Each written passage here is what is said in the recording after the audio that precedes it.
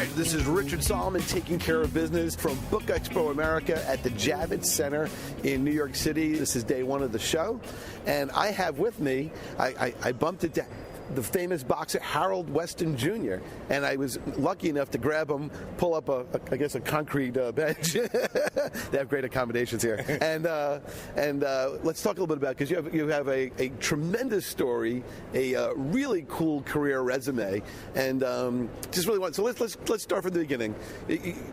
You're a boxer, but where did all of that start? I mean, you weren't born a boxer. Well, I guess I was to one point. My father. You had gloves with the diaper.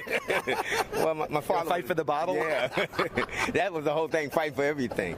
But my father was a trainer of boxers, and so basically, when I came into the world, I guess that was something that tagged on to me, because you don't know nothing. A lot of people don't know, but the Friday night fights I used to watch on TV back in the 50s and stuff like that. As opposed to Disney. Yeah, right. Yeah, right. and Mickey Mouse. Everybody's watching Bambi, and you're watching Bambi get pummeled. Yeah, I love one of the odd ones out of all the young boys. But basically, that's where I guess where it started at when I was, coming up. But I think the reason why I wanted to learn how to fight, because back in those days, you had to know how to fight, because every block you went on, you always got into a fight with somebody. Somebody was always picking on you. So basically, I learned how to fight early. I started at 9 years old. So when I got to about 10 or 11, I knew how to hold my hands up. And so I got into boxing, and then my life just started going from there, from that point, learning how to defend myself. And at the same time, I was learning how to be a good fighter at the same time, because I was with Emil Griffin, Gil Clancy, and Gil Clancy is one of the greatest trainers and managers in boxing. And so I had a good people around me, and so I was in real good hands, and my skills became really well taken, and people started recognizing me as I started going on. In 1970, I won the New York Open Golden Glove Championship. Now, that's a major thing to win the Golden Gloves. I mean, yeah. I remember growing up reading in the Daily News about the Golden Gloves and stuff like that. But to actually win it, what was your weight class? 147, Sugar Ray Robinson's weight and Emil Griffin weight. One of the best, one of the greatest weight classes in the boxing. That's sort of like half my current weight. Yeah, these days we do have to look at our weights a little differently now. Yeah, but it was a great experience knowing that I could accomplish something like that, especially for New York. I mean, like I said, New York back in those days, the guys were tough. I mean, everybody was tough. When we see boxing portrayed in the movies and things like that, we see guys, hitting sides of beef and running at 2 o'clock in the morning and eating raw eggs and things like that. What is real training like? Not Hollywood training, but what was the training that you did? What was every day like before? First of all, if you're going to fight, let's say you're going to be in an organized fight, when would you start your prep? How far out? At least about 8 weeks. Okay. And what would your training consist of? Well, you had to get up in the morning and run around about 5:30. And do at least 3 miles to 5 miles. And at the same time, you go back and you rest, and then you go to the gym and you do the heavy bag, the speed bag, the jump rope, the sparring, the exercising, people yelling at you the whole time. Basically, it's the discipline that you go through. And as you're going through the discipline, it's a mind thing, because you got to understand that, Rich, that when you're going into a fight, no matter how good condition it is, it's the fatigue that's going to take over. And when fatigue falls in, that's when we find out who's going to be a man and who's going to be a mouse. And so basically, you're training for a mindset and conditioning your body for that venture. That's come that 15 round was always a burner for everybody, because they knew a lot of people couldn't go 15. Is the fatigue more mental or more physical? More mental. Is it just and part physical, but it's more mental. How do you train for that? How do you train for mental? How do you combat mental fatigue other than dude, get up? Well, that's really the. I was, like I said, I was very fortunate. Emil Griffin was one of the best 15-round fighters they ever had in boxing, because he won 15 rounds more than any fighter in the world in boxing. And so, as he taught me how to deal with 15 rounds, you got to understand, after the 10th round, your brain starts losing air. And then you can go to a point where you can go to a self-conscious moment where you can start falling asleep because you're starting to get tired. That's an automatic, and you're in the best shape of your life, okay? But the fact is that I can kill you because there's no oxygen in your head. And so basically, as we grow to learn how to deal beyond that, and knowing that we need to just win this fight and don't think about being tired, was the whole key element of a fighter being successful and coming out strong in the later round. Some fighters will get tired because of the fact they know they're getting tired. It's like you get said, "Oh man, I'm tired. I ain't gonna do that no more," and you quit. But you learn not to quit, and that's the whole thing about boxing. When you're training, is there anything that, in terms of diet, that you can eat to keep your energy and oxygen up? Rich, you trying to give you some examples of how to keep the weight off and stuff like that? No, that's a lost cause. I'm also permanently tired anyway. Yeah, it's definitely a diet you have to be on. Like for me, I eat like 2 eggs in the morning with just some toast and have a juice, and that's in the morning, and have some fruit later on. And then in the evening, we have some fish or some chicken. Sometimes we eat steak back then in those days. Wow. It was a lot of steak and a lot of prime ribs and some salad and vegetables. So there was. So you ate healthy? Yeah, we did. Yeah, you ate healthy. Yeah. Let's talk about your career, because you have a really, really interesting career. You were in the service. Yes, I was in the military. Greatest thing ever happened to me. Did you fight in the service? Yeah, I did. Tell me about that. That's got to be very interesting, because you're part of a group of people who are trained to fight, yeah, and now you're fighting with people who are really just trained to fight. So that's got to be very mind-blowing. Well, it was, because you got to understand that I was only like 22 years old when I got drafted. U.S. Army. U.S. Army. Fort Hood, Texas. Fort Hood, Texas. All right. And when I got drafted, I didn't want to go. I didn't want to go. What year was this? 72. All right, so it was right during the Vietnam conflict. Yeah, I was right there, yeah. So I didn't want to go, but what happened was Uncle Sam found me. They found me. And he usually does. Yeah. And this is before the internet. Yes, before digital tracing. Now you can imagine, okay? So he found me, and he said, "You better show your butt up downtown. Here's your letter," and I had to go down there. So when I got into the military, I got fat. And there was this. That's odd, because usually you're carrying 50 pounds and sweating. Yeah, but I guess because I was so mad because I was in there, I didn't want to be there, and so I'm eating. I'm just going through the process. And so one of the Spanish kids was part of my little group and everything. He comes to me, and it was so funny. He said, "Hey, Harold, I got to tell you this. I don't care if you get mad, but you look like a little round butterball." and so I he became the president of Weight Watchers, right? He was great. So after I talked with him, after I thought about it, I said, I'm gonna start getting in the gym. So I started working out, and then all of a sudden I started losing the weight. I got up every morning and started doing my running. We did running anyway, but I had a special time because I was on special service. I had night duty. So what was special service? Being in the gym, taking care of the equipment, and taking care of training people, showing them how to work out and things like that in the gym. So that's what I did. And so I got up early in the morning, did my running, my 3 or 4 miles, and then all of a sudden the weight started coming off, and we had a heavy bag in the gym. We already had a boxing gym in Fort Hood, so I was using those equipment. Then I got my weight down. I said, let me go back and start fighting again. And so I called my father up and I said, "Hey, Dad, can you give me a fight with Vito Antuofermo?" And my father said, "Are you out your mind?" I said, "No, I'm serious." He said, "Why? I don't know Vito, but why him?" Because he was 19-0. And wow. And I know you couldn't have said, "Hey, I want to fight Rich Solomon." He'll be done in 2 minutes. Rich, I was, that's what they say I was crazy, because I always wanted to go after the main thing. I didn't want to go through no shortcut, nothing easy. I wanted to go, if I'm going to be good, I'm saying I'm good. I want the good guys to fight. So I wanted Vito Antuofermo, and at the time he had won the Golden Gloves the same year I won it, because I won it at the open class and he won it at sub-novice at the same year. 1970. So it's that ego thing too. You gotta understand. When you're from New York and you got this reputation and everything, you want to hold it up. So I said, "Hey, let me get Vito, because he's walking around saying he's the man." Blah blah blah. So I took. My father said, "Okay." He said, "Call me back in another day." So I called him back. He said, you got the fight. He said, "Are you in any kind of shape?" I said, "Yeah." So wait. This question was asked after the invitation was accepted. Yeah, because he couldn't understand it, because he was trying to be sure. He said, "Well, let me ask you this question." He said, "Can you be here 2 weeks before the fight?" I said, "Yeah." He said, "Okay." He said, "If you can do that," he said, "the fight's on such and such date." And I said, "Okay, good, make the fight." So the fight was made. And so I got ready for it. I told my friend who was stationed with me in Fort Hood, I said, I'm going home to go fight Vito Antuofermo. He said, yeah, what's his record? And he's told you like you said. I said 19-0. He said, Jesus Christ, can you get somebody better than that? A little lesser than that? I said, no, I'm going home. If I'm going to win, I'm going to win it right. So I got in great shape for it, and we got ready for it. And when we got time for me to come back to come to New York, I did 2 weeks before. And I came home and I stopped Vito Antuofermo in 5 rounds. Wow.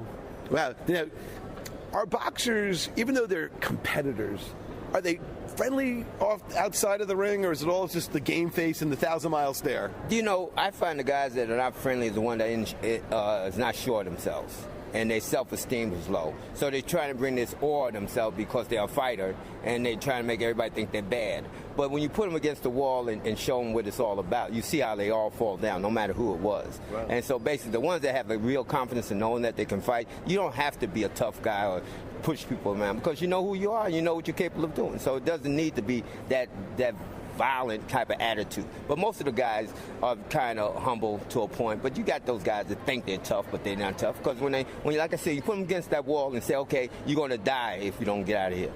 They ain't going to go to that wall. If you didn't grow up in New York, would you have been a boxer? No, I don't think so. Because I think it's the people that's around you and what you're dealing with. But I think that because being in New York and being in the world that we were in at the time, like I said, we went to school, we had to fight every day. You know, my mother grew up in the Bronx, and my mother, who's a very quiet, shy person, said how rough it was. Yeah. It was, and then there were fights all the time, even with the girls. With the girls. I mean, that's the whole thing about it, and you had to know how to take care. And when people knew you how to fight, you didn't have no more fights. Right. Yeah, because you've established your ability. Yeah, exactly. So that was the key point of putting that together. But then I wanted to be the best of the world, and that's how come I took the craft really seriously, and I became the best as I went on. That's why I didn't duck nobody. Well, let's talk about that, because that shouldn't be sort of overshadowed or just kind of like glossed over. Let's talk about your boxing career. I guess when did you become quote pro? 1970. Okay, and where were your fights, and who organized them, and how'd they unfold? Oh, my fights was all over the world. I mean, I'll go into my first fight was in Scranton, Pennsylvania, and I went up there to fight a kid named Ralph Kastner, who was 6-0. And at the time, I didn't know what he weighed, but I learned later on he weighed 160, and I only weighed 147. And so this was my first professional fight. Yeah, but you're 19 and the 19-0 defeater. No, yeah, but yeah, this is my first professional. I'm just coming out the amateurs, so I never fought 6 rounds before, and so I guess they thought they had a walkover, and I went up there in his hometown and beat him. And wow! So, what was the difference between a pro fight and an amateur fight for you? Well, I think the reason why, because pro fights you're being more cagey and you're taking your time and trying to set things up and figuring a guy out and really not taking chances. Amateurs are just going at it. They don't know what they're doing. They're just trying to keep somebody off them and just trying to score points, but they don't know how to put the punches together and set their punches in the right place. I mean, men that knows how to put punches together, that's how come they make boxers have their hands legally, because for one reason, they can kill you if they know how to put the punches in the right place in your body. And that's the reason why, the courts pass, any fighter that touches somebody, they can go to jail because their hands are legal. Now, did you, at any point in your career, do like the competitive analysis where you watch films of other people fighting to sort of see what their rhythm is, their endurance, their combinations, things like that? Yes, I did. Because that's what it's all about, watching a man and seeing what he's made of. If does he get tired quickly? Does he get stronger quickly? How hard he punches? How much can he take? You only got a few that really will take it to the wall. And that's what you look for. And were those the crazy people? Yeah, that's crazy people. But you got to have those kind of guys. Well, who are some of the interesting personalities that you came across? Whether they were good or bad, who is interesting in the arena? I come from that good era. I came from that era where I had the Sugar Ray Robertson, I had the Muhammad Ali's. You had your Sonny Listons. You had your bad guys, and you had guys that talked a lot.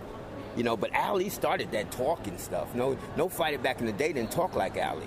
And he rhymed. And he rhymed. He didn't just talk, he rhymed. Yeah, right. So, it was like something new out of space. So when he came aboard, everybody didn't, people didn't do much talking. But when he came aboard, he just took it over. And then other fighters started fighting, started talking and started getting into little rumbles at the press conference and things like that. So he took it to another level. But the fact was, I met them all. That's the whole key point. I met Rocky Marciano. I met, I had Emil Griffith. I was part of a stable that I was very fortunate that my manager knew everybody in the game, and they respected him. And so I was able to be in a gym where all great fighters came to box, and I saw them box other fighters, and I boxed them too. So I had that advantage over a lot of kids. What did you learn from people like Sonny Liston and Muhammad Ali, either in terms of media relations and things like that, or just from technique? Well, I learned from Ali that you got to believe in yourself. Okay. And at the same time, take it all the way to the wall if you're gonna be in something. There's something that he said one time. He said, if you don't believe in something, not willing to die for it, don't do it. Us very interesting. And so I always took that at heart, because it's very true. Because if you look at life, you have a wife and children. Us as men, we have to die for them if something come before them. And if you're not willing to do that, you shouldn't be that wife, that man in front of her. 100%. And that's what the military taught me too, because I was fighting for this country, so this country can be free and not be taken over. So we could do interviews like this without somebody pointing a gun at us. Right. We'll be right back. We got to take a quick break. This is Richard Solomon, Taking Care of Business. Don't leave us.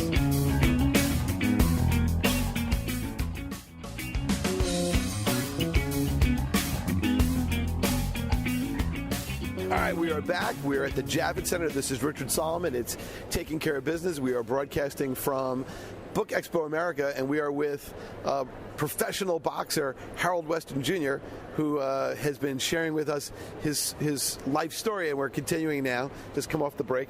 And I got to ask, what is it about boxing now that it seems to have sort of lost its panache?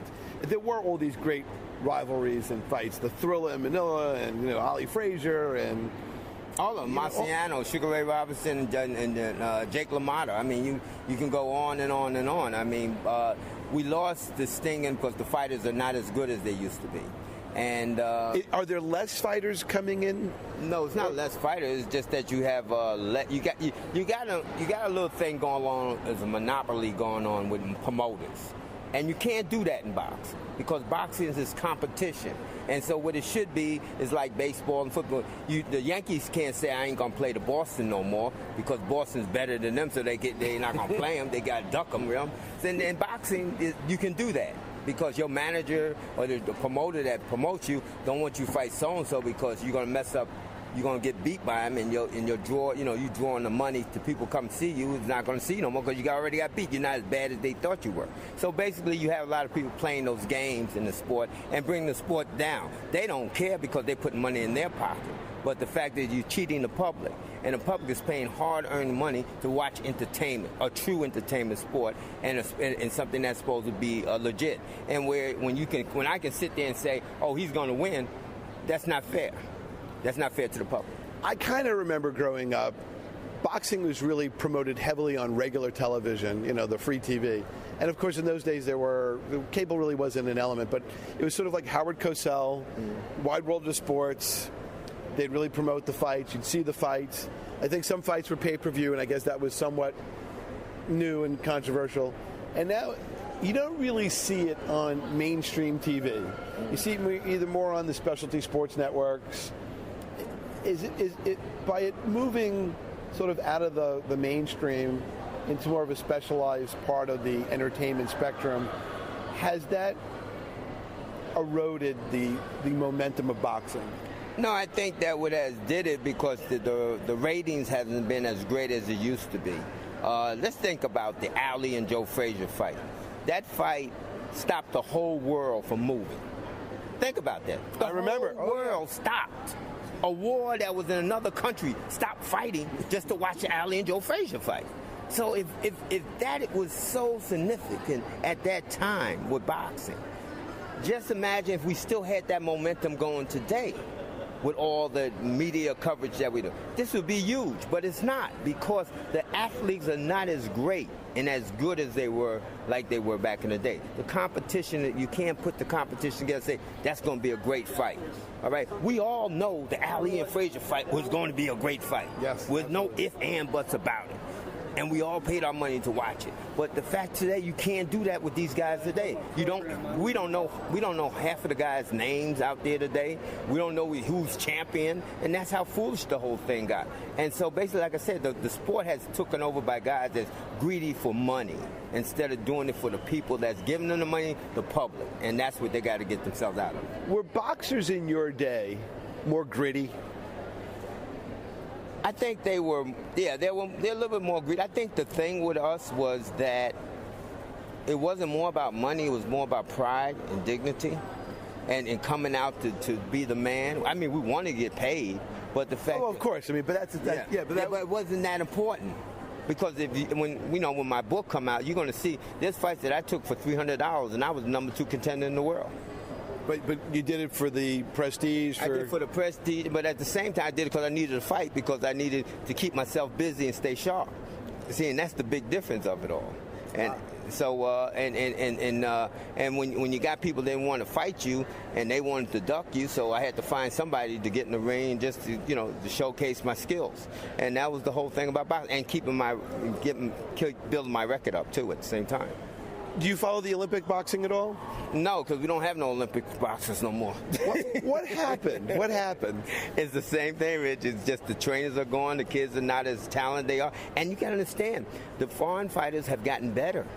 They have gotten really better. What countries seem to be? I think Cuba's always had an interesting. They always had interesting. Boxers. Germany, they always had, in Russia, okay. But now you got the China. They got a few little fighters coming out of there that was in the Olympics that was pretty good. And I mean, so you're getting these in Africa. I mean, these things they were never heard of back in in the day in the Olympics. But there's no internet, no YouTube. Yeah, you're right. Right. But now that the fighters have gotten better, the trainers over there have learned their skills of the training fighters, and the fighters are more hungry. You got to say, our livelihood has grown here in the United States, grown big time. We ain't got to leave our house for nothing if we don't want to. Over there, they still got to live and leave their house. They don't have no running water in some places. They still ain't got no drugstore where you can go down the street and get every 2 blocks. Right. It's a big difference. So my point is that they're still hungry, and that makes them more better athletes. I just from a social perspective, I've lived long enough to have really seen the world is really different. When I grew up, everybody walked everywhere. Everybody kind of, as kids, we all had bicycles. Yeah. Now I see everybody younger wasn't people. Heavy. Yeah, like I was thin back then. You had to walk. Yeah. First of all, there wasn't an option. Right. You either walk or you walk. No, you got out of the house because your mother threw you out the house. That's right. And not only that, but it was sort of like you left the house and you knew that you came back, I don't know, 6, 6:30, whatever it was. Right. And whatever you did, you did. Right. There's nobody watching you. Yeah.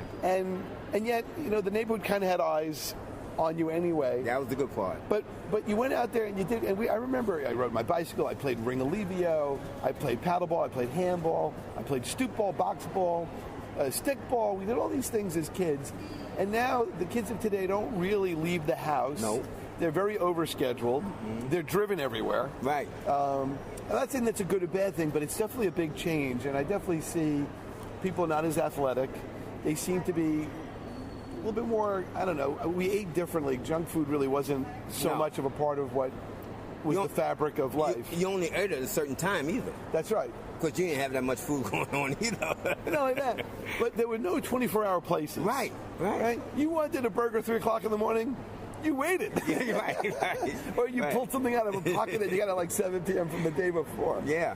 That's all different.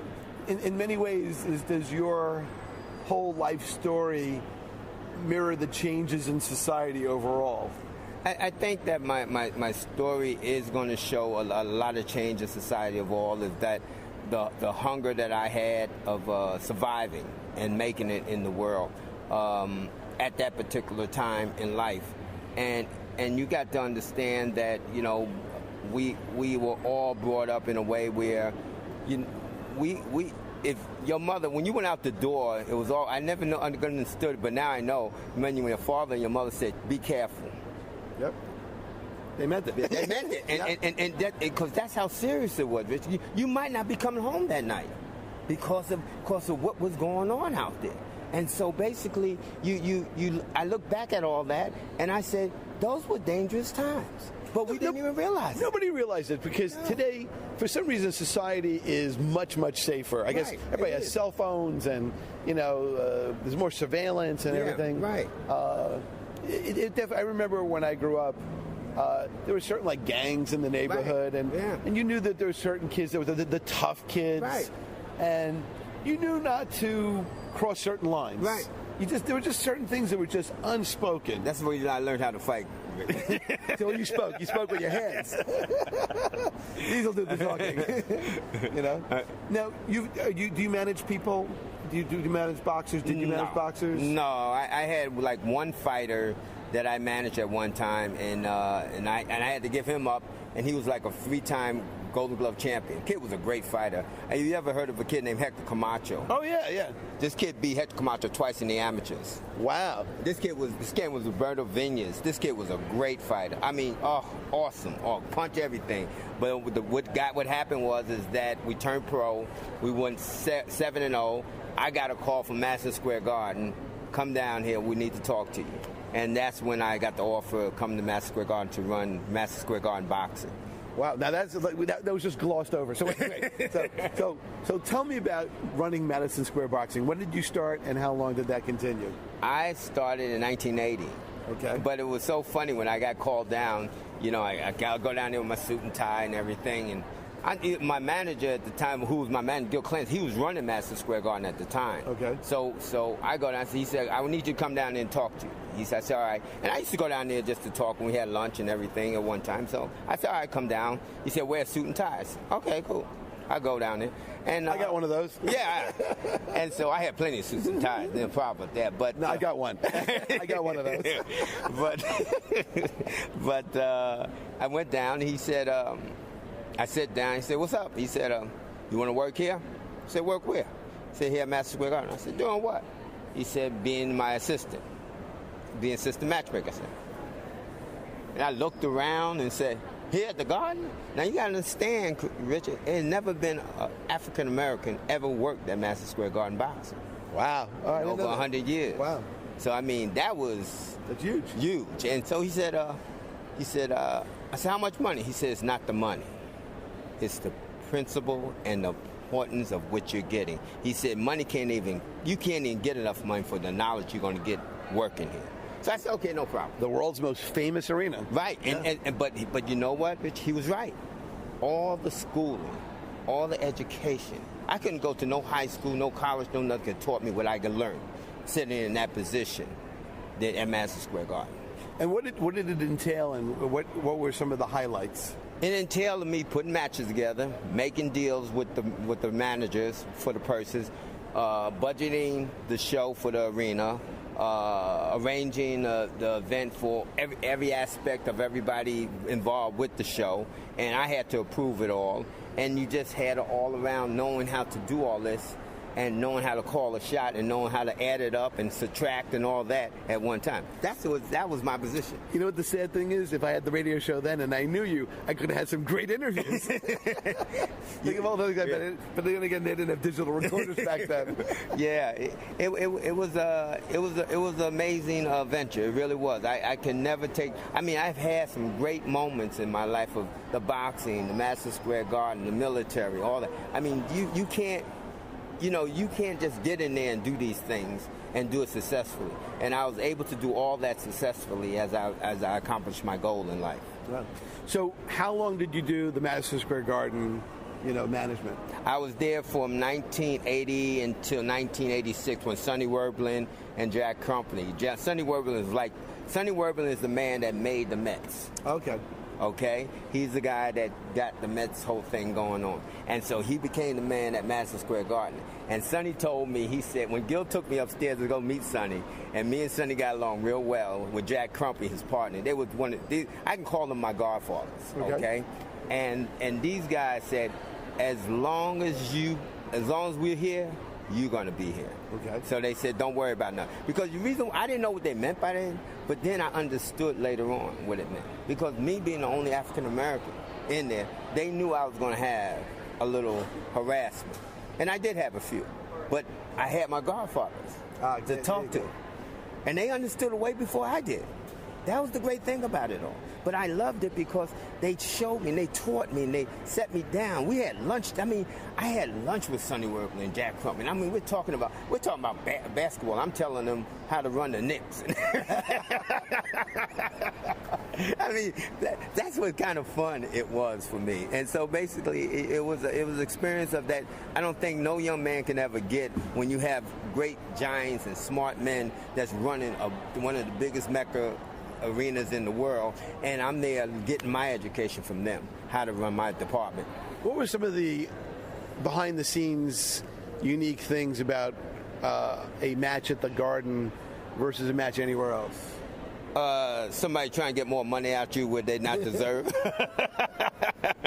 It's a thing where they think that they said, well, I deserve $50,000. I said, why do you think you get $50,000?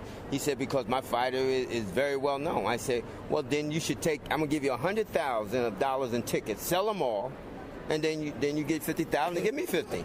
Because your fighter's well known, then we're going to make the money, right? And then when I make that message to them, they said, oh, no, we can't do that. So we're not $50,000 rich. That's a great story. And this is all before like Kickstarter and social media and all that other stuff.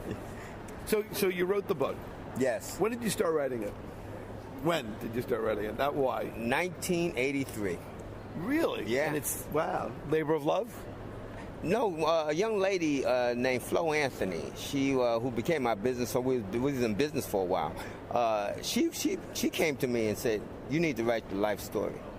Okay. And I said, please, I ain't gonna get time. She said, no, I'll write it for you. So me and her start sitting down, we start putting it together. And we had one publisher wanted to publish it, but what he wanted to put on the table, I said, nah, that's not what I'm going for. So I put it on the shelf. So I never thought about it. And then somebody came to me a couple of months ago and said, you need to put your life story out there. And I happen to have it ready. And and I did. And it's all ready to go. What did you say? Give me 5 minutes? Yeah. Like Superman? They were shocked. They said, you got a book already? I said, yeah. Doesn't everybody? No. Well, I know everybody did, but it was a thing of an idea that came in. So I said, you know what? I'm looking at everybody writing books about their lives and everything and how to survive through certain situations. But I think that what I have done and accomplished and still sitting here talking about it is an amazing story. It is a big story. Tell you what, we'll be right back. We have to take another break. This is Richard Solomon. The show is Taking Care of Business. We are with Harold Weston Jr. live at the Javits Center at the Book Expo America. We'll be right back.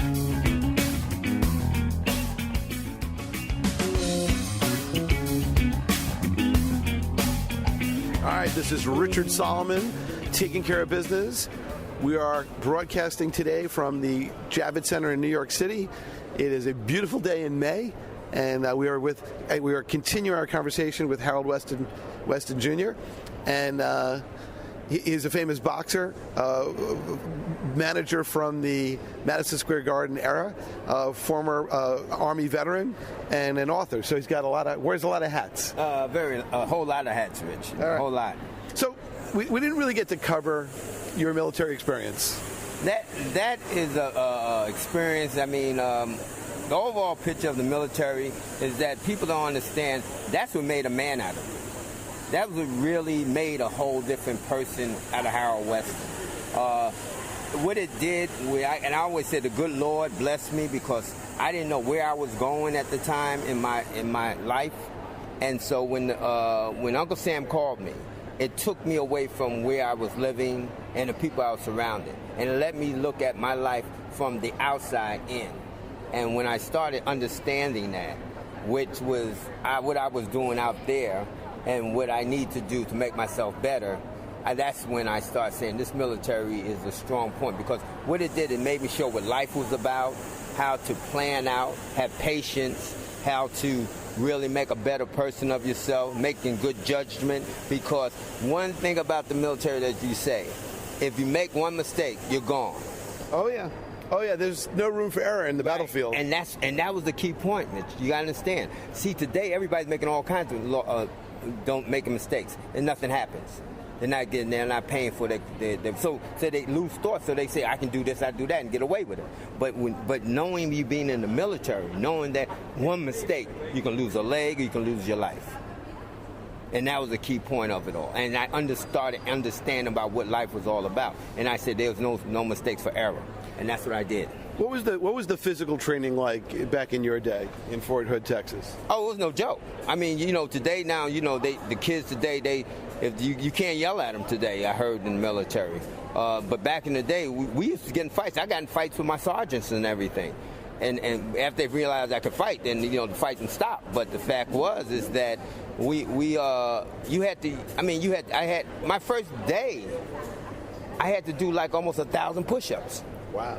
Because I was a little rude. I remember my father was telling me when he was in basic training, they made you crawl in the dirt as live shots are being fired over you. That's serious, Richard. I did that. That's serious. Now, my father told me that the gun was mounted so that it would always fire over you. Yeah, but you hear it the same. Zip, zip, zip. But he said, this was still live bullets over your head. And then I think on the sides of whatever you were crawling through, every so many feet was like a grenade explosion. Right. So they really gave you a real taste of war. Well, they had to, because you got to understand, Richard, it's the unknown that scares people. And if you never experience something and didn't survive through it, then you'll get scared of going through that. But if you have bullets shot at you or you're in a fight, when it comes to you again, it's not going to bother you as much as it's doing the first time. And so basically you got to train, and then you train yourself how to get away from it, what's good not to go, which way to go, to when it goes one way, you go the other way. So you learn from your actions of things that's happening to you. So the military taught me a lot in that way of controlling myself, my temper, don't get overexcited, understand where you're at, and if somebody died, you just die, you give your blessings and keep on going, don't stop. And you learn about that. And I saw men die while I was in basic training. Guys just died. And it just freaked me out with the way they took, how they act towards it. They said, Weston, because I was a platoon sergeant. They said, Weston, all right, wrap up Joseph. Get his stuff, take all his stuff, wrap it up, put him in, wrap up. When they wrap up your bunk, you gone. Wow. Very sobering thought. Yeah, and they, no crying. There's no crying. There's no there. That's what it was. Because we knew one way it's going to happen. You dare to defend your country. And believe me, you be into it. Because you realize how important this whole thing is all about. For us, like me and you now sitting here, comfortably talking in this nice weather, because our country feels safe, because of the military guys. And that's it. I come from a long line of people who were in the United States military. My grandfather was in World War I because he was served, I think, 1918, around that time. My uncle was in, one of my uncles was in the Battle of the Bulge in field artillery. Another one was in the U.S. Marines and fought in like Saipan and Okinawa and the whole Pacific campaign. Another uncle who recently passed away, he was a Air Force navigator. He had shrapnel to this day, until the day he died, in his shoulder. I've had some relatives who actually died. There was a Joshua Salvatore Elhai. It was like a cousin of mine. He was in a B-29 that crashed in New Guinea. Mm-hmm. He was repatriated sometime many years after the war and buried at Arlington with the entire crew. I think some other people were lost in Belgium and other places. So, the military... It has its good and it has its bad. Oh, no. Basically what I'm saying is that the military was a big part of, I guess, so many people's lives way back when, because in World War II, I think almost everybody was either draftable or had to participate in defending the country one way or another. Yeah, you had to go. Right. You wasn't no ducking. You had to go. Oh, yeah. And not only that, but there was sort of like a... we were basically attacked. So we wanted to go. Like I said, guys wanted to go. Yeah. Because they knew this is our country. Now we're going to let somebody walk in? No. So everybody wanted to join us. Everybody got drafted. That's right. And we were much simpler people, but we fought incredibly hard back then. Now we got laptop computers on the battlefield, and it's $50 million airplanes, whatever they are. But in those days, people had simpler weapons. Yeah. But at the same core of life, you still got to have those ground troops. Oh yeah, boots on the ground's everything.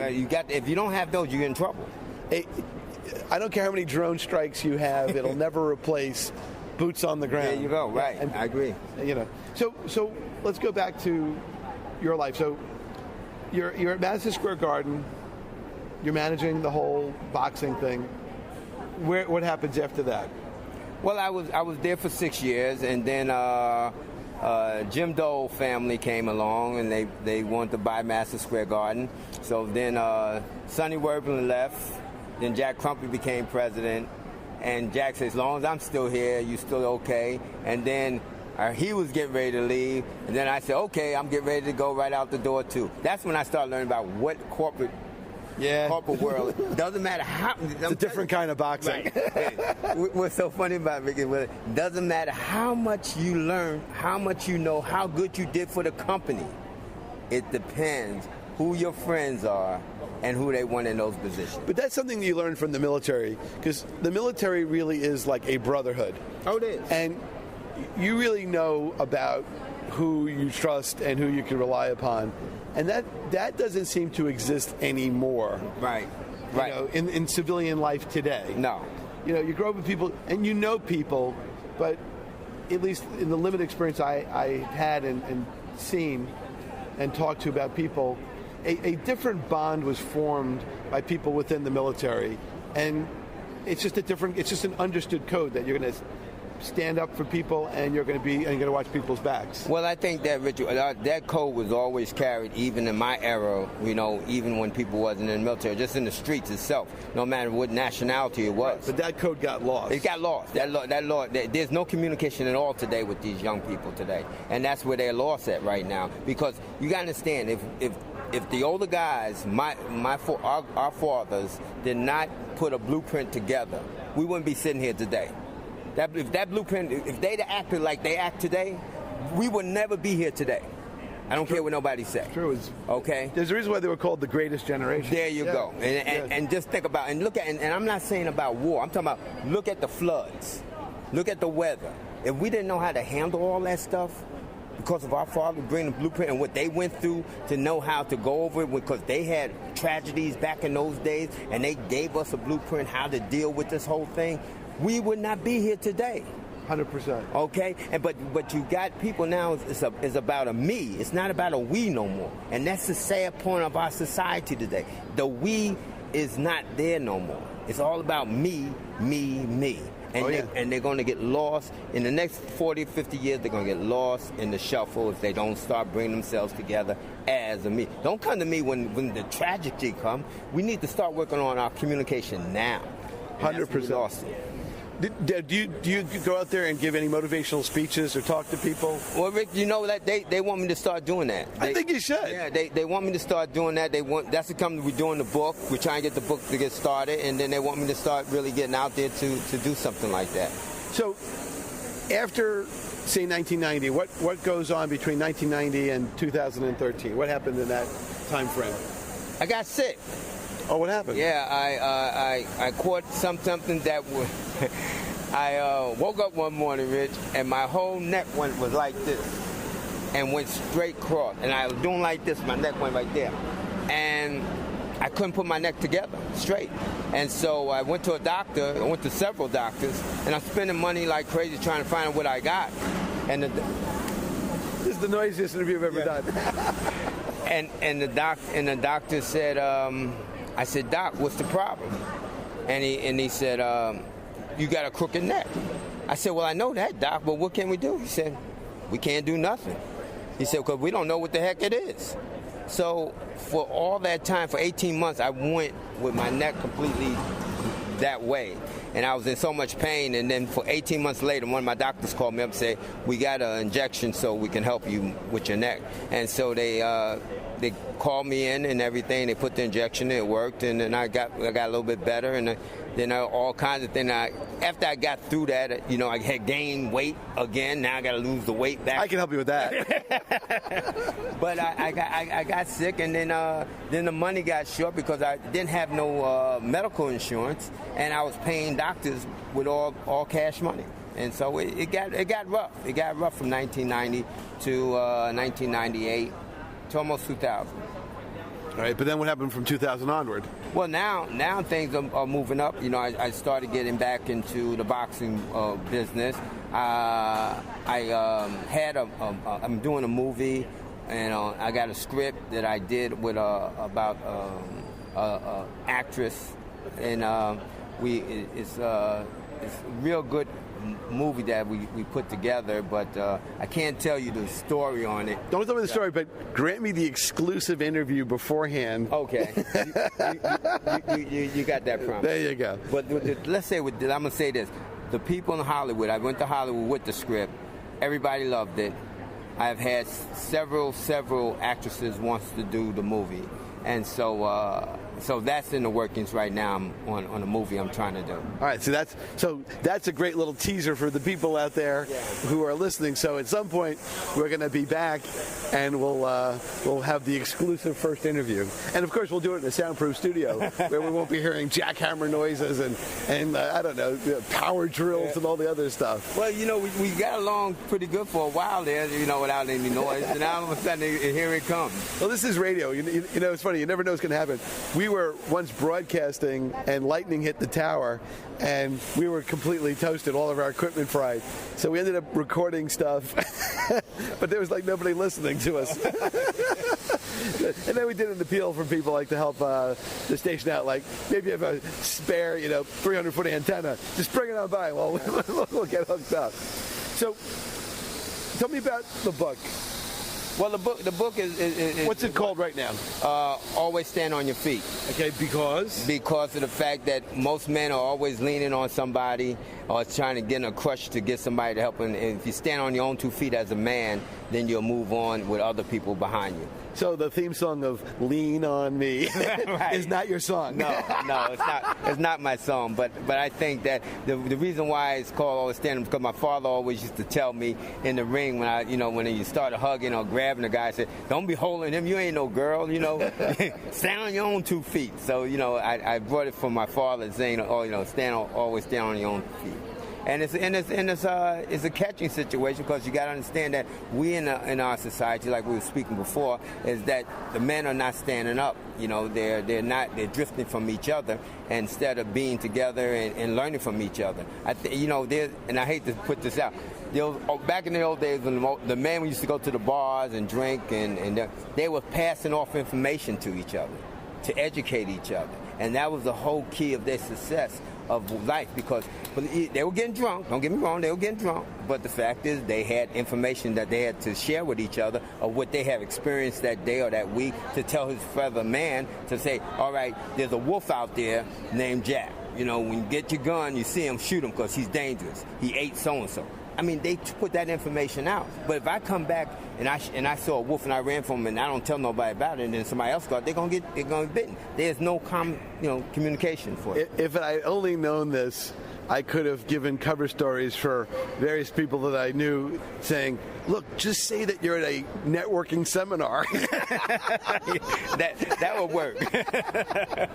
That would work.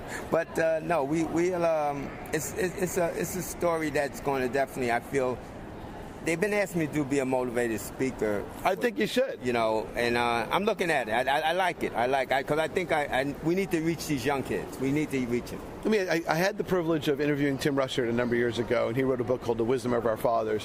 What was the wisdom that your father gave to you? Oh, always be true to yourself. Because if you can't be true to yourself, you can't be true to others. And let me just say how important that is. What I'm saying to you, Rich, being true to yourself every day, saying that you're going to do this. You just get up in the morning and say, put down 10 things that you say you're going to do, and do them. You know how hard that is to do? Yeah, because I usually get one of those things done. Right.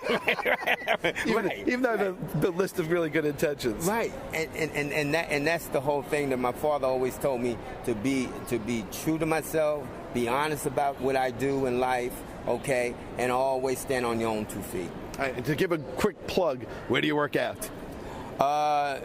Matrix Gym in Astoria. Let's say it right, in Astoria, Queens. All righty.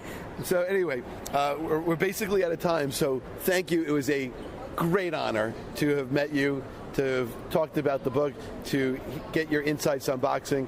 I wish you nothing but success. And when that movie comes out, as soon as like that last frame is cut and they're going to, production, call me and we'll do a radio show. No problem. All right. Yeah. All right, thank you. You know where to find me anyway. That's right. That's right.